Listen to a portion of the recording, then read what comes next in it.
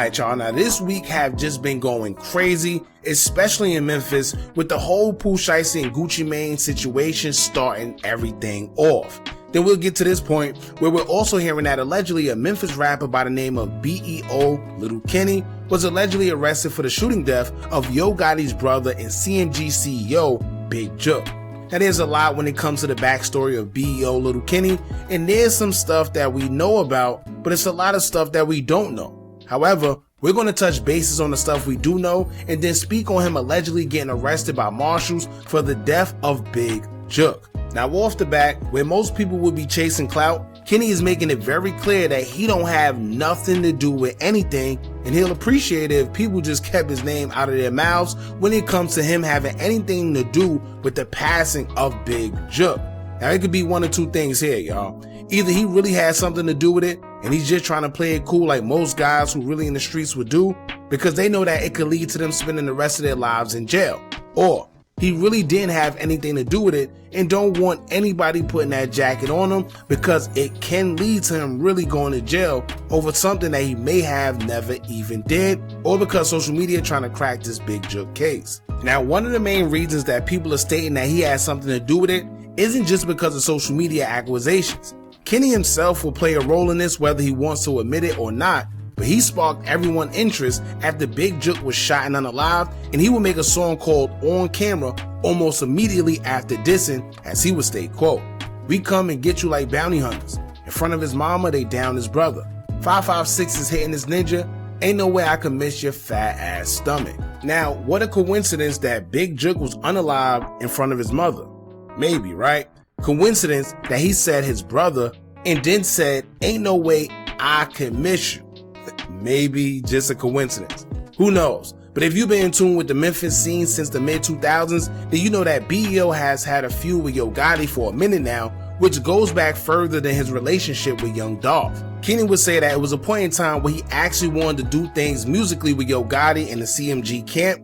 However, they kind of shrugged him off, and since then, an altercation happened and things just been left ever since. Now, aside from the song, many people feel that Kenny may have had involvement with the unaliving of Big Jook due to his friendship with Dolph, where he explains in an interview that basically everyone was scared to take a chance with him.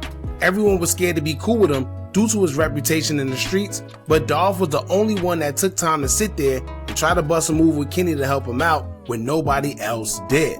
Now, the problem with that is, he didn't get the proper chance to develop much with Dolph, because he would end up getting locked up just days after him and Dolph would speak. While he was incarcerated, Dolph would end up losing his life in November back in 2021. So we can see how and why people are assuming that he has something to do with the unaliving of Big Jook. Aside from the song, aside from his affiliation with Young Dolph, and then the animosity that they already shared with Yo Gotti as well. So now that we got a little bit of the backstory out as to why people believe that he has something to do with Jook's demise, let's get into the video showing him getting arrested by what seems to be the marshals or National Guards. Before we do, make sure you hit that thumbs up button so we can get this video into the algorithm, and if you're not subscribed to the platform already, make sure you do so now. Let's get into it. Who they get? They said BEO. Is they gonna stand up? 105 years. That boy pregnant. Everybody come, they can't do nothing to us. He chilling. They can't do nothing to them. Hell no. I was out here deep for one nigga.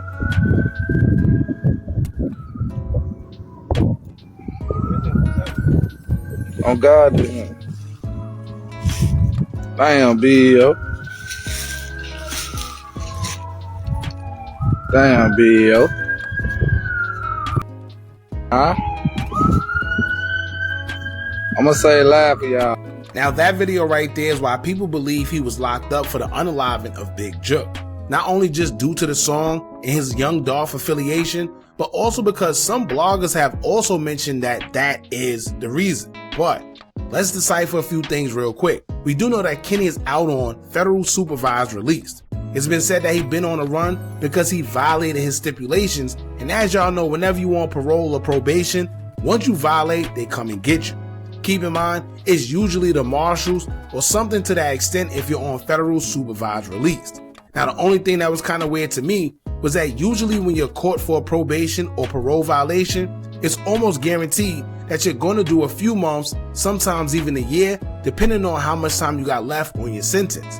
Sometimes they hit you with a petty 4 to 6 months or even up to a year.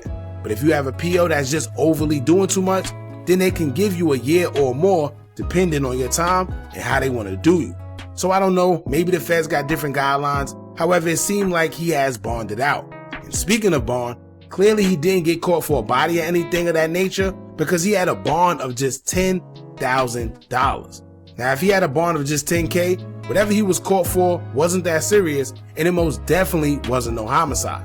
So I think the bond alone could put all the rumors to bed about him getting locked up for the unaliving of Big Jook.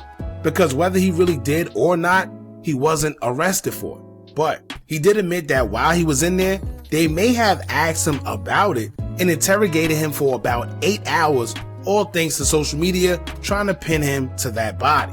As he got out to let the world know that he's back, he would take to his IG story to say, quote, "And I'ma let it be known, but I never thought I have to. Stop putting these BS allegations on a ninja. I'm a pretty good guy, but I don't want no clout for nothing I have nothing to do with. If I ever did dirt or put in work, I'll never in my life speak on it in no song, phone, or to a clone. Y'all can keep all y'all angles and narratives. I don't want the clout, buzz, or whatever. I spent 8 extra hours in interrogation, mainly because MF's just talking. The internet is a dangerous drug, signing off. Omerta forever, Kosher Nostra, my life, my wife." Now, I don't get it, y'all. He did all that to let the world know that he got nothing to do with nothing, and he was in interrogation for about 8 hours because they was accusing him of some BS allegations. But at the end of all that, he said Omerta in La Costa Nostra. Now, I don't understand why these guys feel that these detectives and these investigators don't know what it means when they say certain things. Whether it's slang or not, we in 2026. Normally, Omerta and all that stuff basically means that they sticking to the code and they don't bend, they don't fold, and they won't tell. So when you say all that and then at the end you say Omerta or you say La Costa Nostra, whether you really did it or not, you're now putting a target on yourself because you're saying things like that in which I'm pretty sure they know exactly what you're referring to. He could have just said everything he said and left it at that. But instead, he wanted the world to know Omerta and La Costa Nostra. Now, once again, we're not sure whether he really had something to do with the unaliving of Big Jook or not, but that's his business. At the end of the day, we feel that he wasn't locked up for the unaliving of Big Jook because he definitely wouldn't have bonded out for no $10,000. However, I am still wondering if he was in fact taking on a violation of his supervised release, how was he able to get a bond on a violation? So maybe it was, maybe it wasn't, who knows? Maybe out there they got different laws and different stipulations. I don't know, man. He didn't make it clear what they actually came to get him for. All he said was he didn't have anything to do with the unaliving of Jook and let the world know stop trying to include him in it. Which is pretty interesting because due to the song, he basically put himself in it and convinced the world with his own words that he may have been involved. I don't know. Y'all jump in the comments, let me know what y'all think about this. And don't forget to like, comment, share, and subscribe. Hit that bell so you're notified every time we drop new content. And remember, as long as you keep on watching, I'ma keep on dropping. I'm out.